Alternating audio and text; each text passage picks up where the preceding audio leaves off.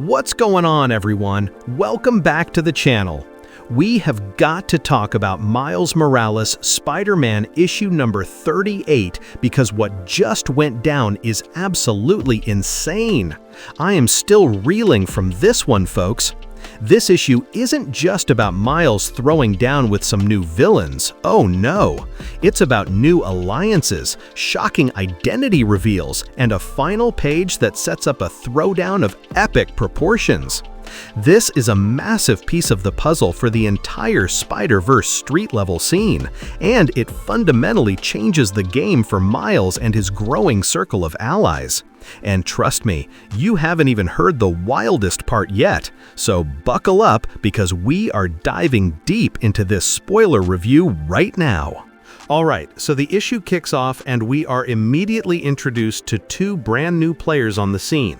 A dude calling himself White Cat, whose real name we learn is Lance Lewis, and a woman named Monica Mori, who goes by Inari. And Inari is not alone. She's got these two spectral white foxes, these Kitsune, with her, and right away, you know something is up with them. They're confronting this big, muscular bruiser named Black Obsidian in some Brooklyn warehouse, and the tension is thick enough to cut with a web line. Obsidian is mocking them for being late on a payment, and you can just feel things are about to go sideways. One of Inari's little foxes, which starts out looking like a cute little fluff ball, suddenly goes full-on beast mode. It gets huge, it starts growling, and it looks ready to tear this guy's throat out.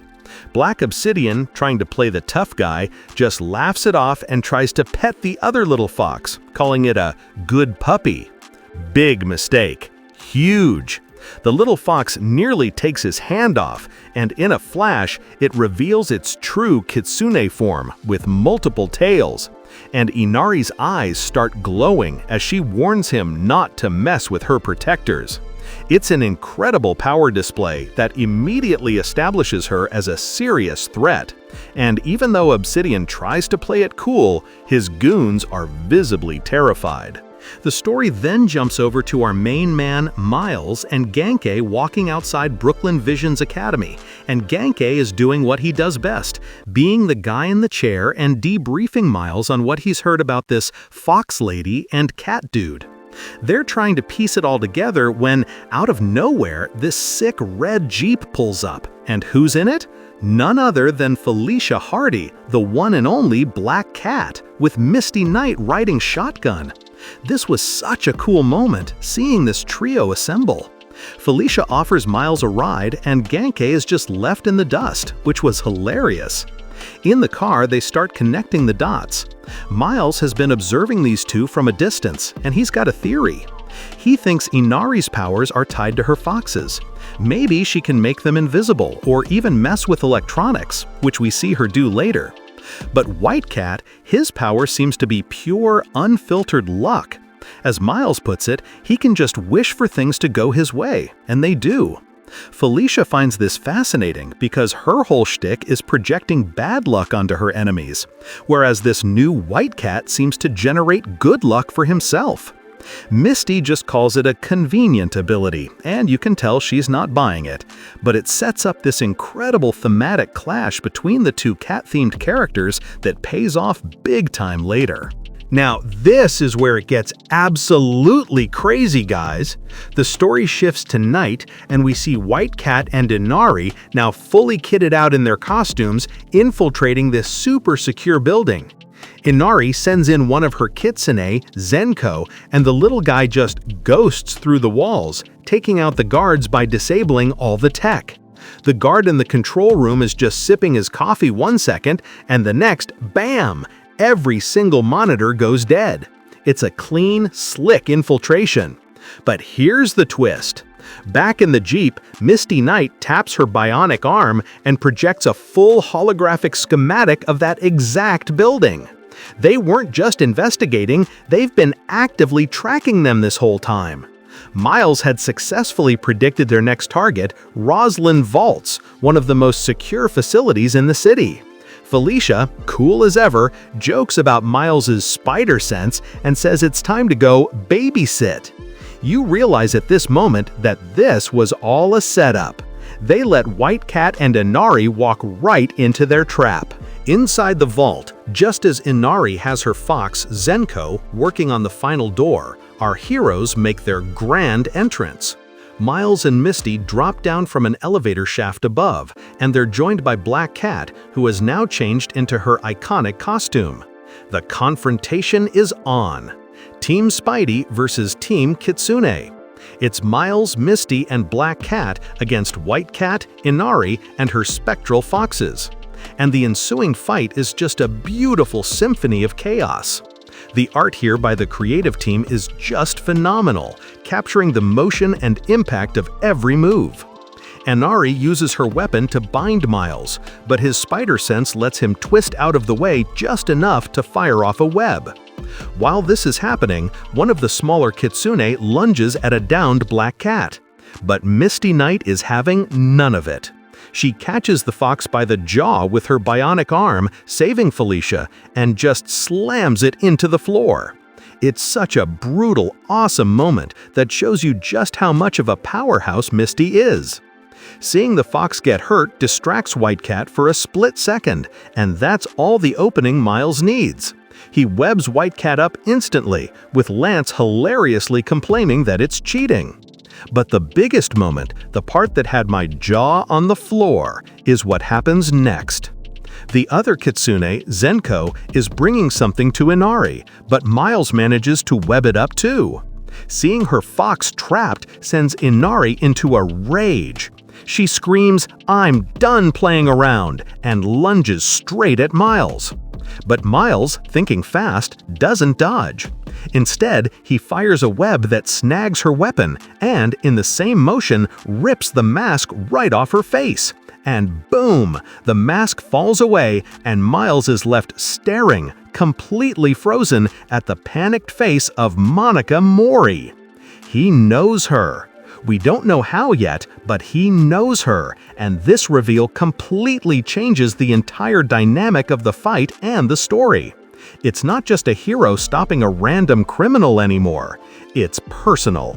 While Miles is having his world rocked by this revelation, the battle is still raging on the other side of the room.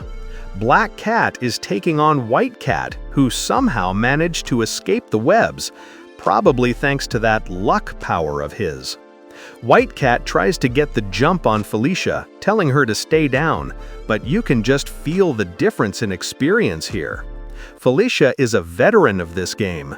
She taunts him, calling him so boring, and then just effortlessly dodges every single one of his attacks. It's like she's dancing around him. The art really sells her grace and his desperation. Finally, in one fluid, devastating motion, she kicks him and flips him into the air, completely neutralizing him. As she holds him, she delivers the killer line, "I've been doing this for a long time." This isn't just a fight, it's a veteran showing a rookie exactly how it's done, establishing a clear hierarchy in the world of cat burglars. Seeing his partner defeated and with her own identity exposed, Monica completely panics. But before she can make a move, Miles closes in, his hands crackling with his venom blast, ready to end it. The panels here are electric, literally, as their powers clash. You can see the energy rippling as he grabs her weapon, and she's screaming for him to let go. It's an intense, desperate struggle. But after this climax, the fighting stops. Miles, showing his maturity, calls for a timeout so they can all just talk. This is where we get the emotional core of the issue. Monica explains everything. They weren't stealing for greed, they were stealing out of desperation. Her late father took a loan from a dangerous shark, Black Obsidian, and when he died, that impossible debt, with all its insane interest, fell on her. Lance, being a loyal friend, was just trying to help her get out from under it. Miles is completely sympathetic, but Felicia and Misty, having seen this kind of story play out before, know it's never that simple. The situation connects to the larger criminal underworld, which has been in chaos since the last gang war, creating a power drain that has allowed new, ruthless players like Obsidian to rise up. And just as Miles processes all of this, he makes a choice. He delivers that all-time classic Spider-Man line, "I wouldn't be your friendly neighborhood Spider-Man if I didn't help my neighbor." He tells them that while stealing is wrong, they can right that wrong together. And just like that, an alliance is forged. The final page is pure, unadulterated comic book hype. It cuts to Black Obsidian monologuing to his men, only for the massive glass ceiling above him to shatter. And descending from the sky is Spider-Man, leading the charge. With him are Black Cat, Misty Knight, White Cat, and Inari riding her giant freaking Kitsune. They are all posed for battle, a brand new super team ready to take down a common enemy. As Miles' voiceover declares, "But I found more ways to beat you."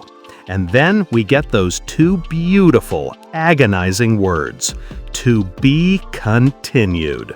Holy cow, what an ending! Seriously, this issue is an absolute banger from start to finish.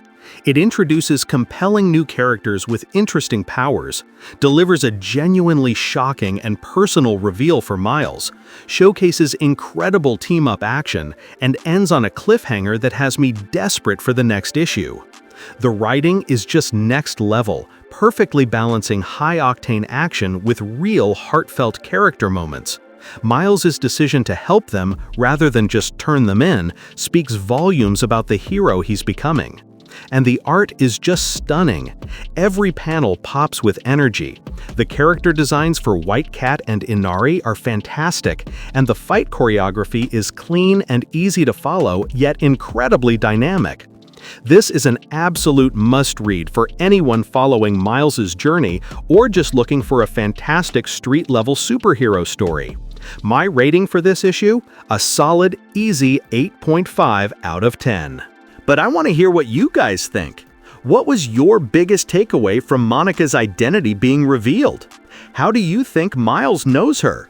And how awesome is this new team-up going to be in the fight against Black Obsidian?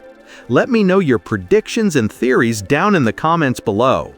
If you enjoyed this breakdown, do me a huge favor and smash that like button and subscribe for more comic book reviews and deep dives. Help the channel out by sharing this video with your fellow comic fans. Thanks for watching, take care, and I'll catch you in the next one. Peace!